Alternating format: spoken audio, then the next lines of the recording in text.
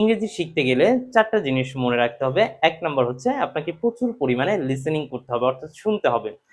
এটা হতে পারে বিভিন্ন ভিডিও, বিভিন্ন পডকাস্ট, এগুলো আপনি প্রচুর পরিমাণে শুনতে পারেন বা বিভিন্ন সিনেমাও দেখতে পারেন। ২ নাম্বার হচ্ছে আপনি এই যে বিভিন্ন কিছু শুনতে একটা সময় দেখবেন আপনি বলা শুরু করেছেন। আর ৩ নাম্বার হচ্ছে আপনি রেকর্ড করতে পারেন। অর্থাৎ আপনি যা বলেন সেগুলো রেকর্ড করতে পারেন এবং ৪ নাম্বার হচ্ছে আপনি সেগুলো লিখতে পারেন। অর্থাৎ আপনি একটা জিনিস বিভিন্ন অ্যাঙ্গেলে যদি করার চেষ্টা করেন, দেখবেন ধীরে আপনার অবস্থা কোথায় চলে গেছে।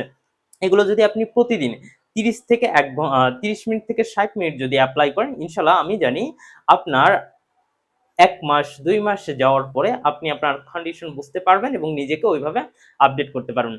সো এটা রেগুলার মেইনটেইন করা খুবই টাফ। যদি মেইনটেইন করতে পারেন খুবই ভালো।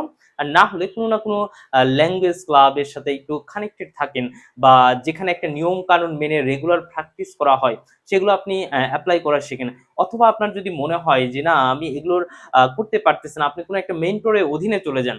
কিন্তু আপনি শুরু করেন, দেখবেন ইনশাআল্লাহ আপনার একটা অবস্থান চলে আসবে। সাহস রাখেন, আর নিজেকে মোটিভেট করেন, প্রতিদিন কন্টিনিউ এবং ধারাবাহিক হন। ইনশাআল্লাহ ভালো কিছু আসবে। তো দেখা হচ্ছে ফিউচার ইংলিশ